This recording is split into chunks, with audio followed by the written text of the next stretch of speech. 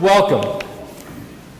Graduation is a time of celebration. We celebrate both the end of something, an academic program and achievement, and the beginning of something, whether that's a career, a new study, perhaps, a new phase of life. Today is a celebration of ourselves as a school. Because what we are doing today, what we are doing symbolically within the school today, what you will do tomorrow ceremonially, what will happen when you get that degree, what happens when you put that, what used to be lambskin, on the wall, is that you are being given a charge.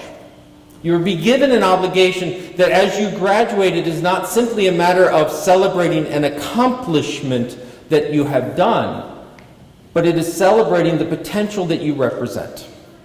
A potential that you represent, whether it is in teaching, whether it is in the classroom, whether it is in a library, whether it is in a Fortune 500 company. What these robes, these regalia, these colors, this mace represents is that you are joining a missionary pool well over 1,000 years old to go forward with love and wisdom to improve our society.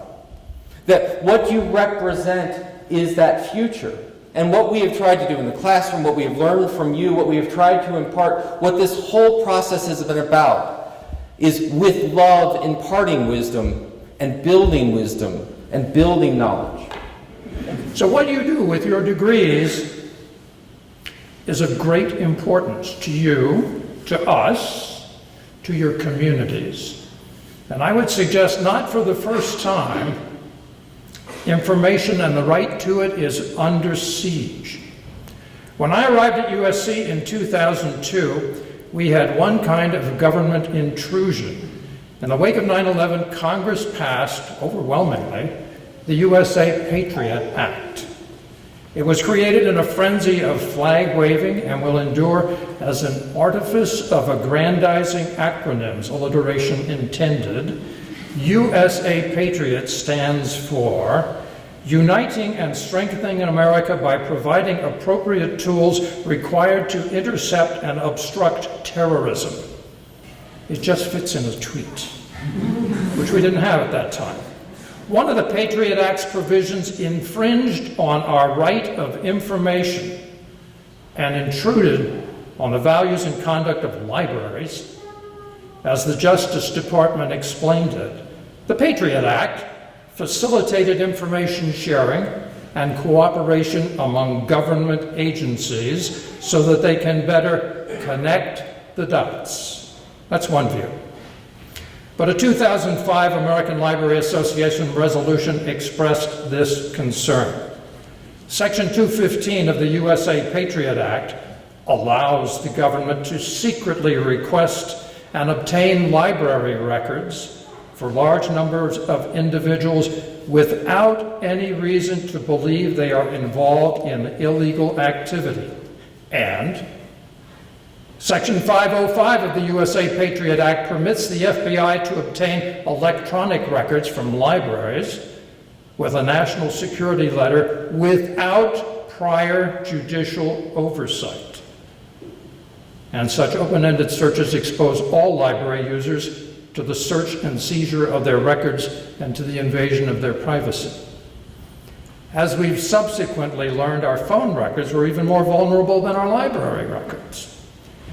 And as I prepared to take leave of my role as dean of this college, likely sometime this summer, we're facing a different affront to our professions and our sensibilities.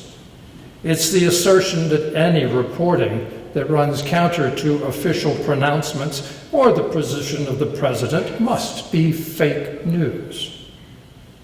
I'd like to be nonpartisan about this, but it is largely the president and his supporters who have been shouting fake news as often and as loudly as they can. I spoke about this recently at Richland Library here in Columbia and asked people there what the term fake news means to them. Among the responses, lies masquerading as truth, diversion, propaganda. As dean of a college that embraces the continuum of information and communication, our other half of the college is the School of Journalism and Mass Communications, I find this disparagement of the professional and constitutionally guaranteed role of the press more than offensive. I'd consider it equally offensive to all librarians, information specialists, strategic communicators, and especially journalists. I'm one of the latter by training, profession, and inclination. If you watched the White House Correspondents Association dinner on C-SPAN last Saturday, you saw a defense of journalism, the First Amendment, freedom of the press, and the value of the press. I presided over that dinner in 1992 as president of the association. George Herbert Walker Bush was president. Historically, that has been an event, if only for a few hours, where you put aside politics and principled differences and acknowledge the press has a role as a window on the presidency. I will concede that over time the dinner had evolved from a celebration of what the media do to an over-the-top celebrity fest complete with red carpet posing. Frankly, I can't imagine anyone wanting to ask Wolf Blitzer, "Who are you wearing?" At last Saturday's dinner, which President Trump declined to attend, the association invited Carl Bernstein and Bob Woodward, the Washington Post's Watergate team, to speak. In contrast to the drumbeat of fake news, Bernstein defined reporting as the best obtainable version of the truth. It's also sometimes known as the first draft of history. Woodward said to the absent president, "Mr. President, the media is not fake news. Let's take that off the table." But what is fake news really? In political terms, when President Trump or anyone else talks of fake news and failing media, he is disparaging the media more than he is evaluating our success or failure. It's much the same as his belittling his political opponents by always attaching a diminishing adjective, as in crooked Hillary, little Marco, lying Ted. And what the president calls fake news does not have to exist. It just has to seem to exist, in part because he says so. He's not alone. Political free speech is given tremendous latitude through the Constitution and the interpretation of the courts. While Mr. Trump may accuse the press of fakery, we should all know that political campaigns over the centuries are replete with falsehoods. And it's not a one-sided partisan ledger.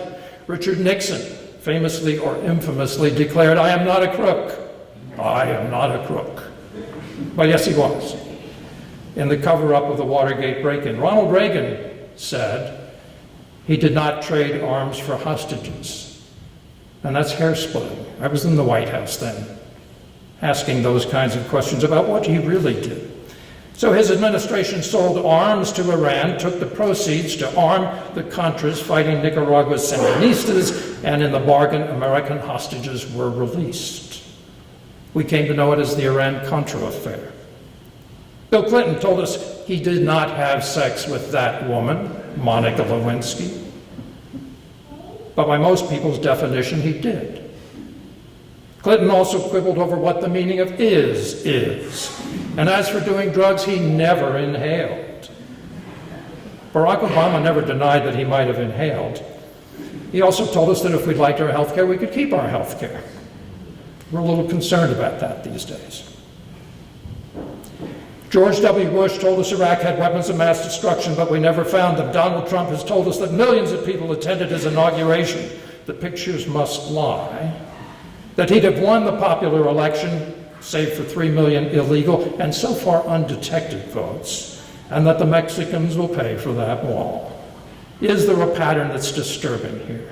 Is this fake news or falsehoods perpetrated at the highest level of government that must, for the sake of an informed republic and electorate, be reported by the media? On a global stage, another manifestation of fake news is the effort of Putin's Russia to influence or undermine the American political system to Russia's advantage. Frankly, I'm not surprised. I lived there in the good old bad old days of the Cold War, and it was much the same. And apparently, Putin's messing around with the French election too. And that's done through the inaccurate, even fictional, though inherently plausible stories that might undermine one candidate and redound to Russia's benefit. In an earlier time, we called this propaganda. In apolitical terms, fake news is clickbait, propagated by nefarious websites for the sole purpose of financial gain.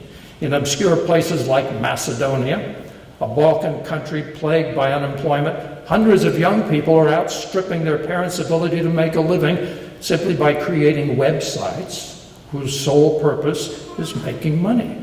And the sites create or aggregate stories that attract and often titillate with the objective of simply moving eyeballs to ads. The stories are sufficiently enticing or salacious to get you to click in and on. And of course, you've done it. We all have. And you generate a fraction of a penny or a bit of coinage, bitcoinage, for the site owner. They operate through things like Google AdSense, which is an online advertising service that aggregates funds for these clicks. These sites feed on the frenzy of politics, but they're pretty genuinely apolitical. Theirs is the politics of profit. My own definition of fake news is that it is an oxymoron. If it's fake, it's not news. If it's news, it better not be fake. Some of you may disagree and say that it's time someone called the media on the carpet. If the media, such a broad category, are guilty, let them face the consequences. But the broad brush branding of media as perpetrators of falsehoods simply because the news doesn't suit is a denial of the First Amendment freedoms we cherish. In our journalism school, the First Amendment is inscribed on the wall. It's a fabulous piece of writing, by the way. In 45 words, you get freedom of speech, freedom of the press, freedom of religion, right of assembly, right of petition. Would that all our students could write that well in 45 words to convey that much information. The irony is that in this democracy, we are free to verbally tar and feather because the Constitution protects everyone's right to do so and gives great deference to political free speech. I can exaggerate, denigrate, and prevaricate in the political arena in ways greater than, say, if I were making false claims about soap powder or the quality of a competitor's beer. So we have to be, I think, a little thick-skinned in an environment where we, and I don't just mean journalists and librarians, I mean all of us, are under siege. Fake news is as much an insult to our intelligence as it is an affront to our democracy. The media are not the enemy of the people. Librarians are not the enemy of the people. We can hardly forget those societies that have burned books. Information is not the enemy of the people. And neither the Patriot Act nor the cries of fake news should make it so. But no, I'm not exhorting you to go forth with swords and pikes and torches or even maces.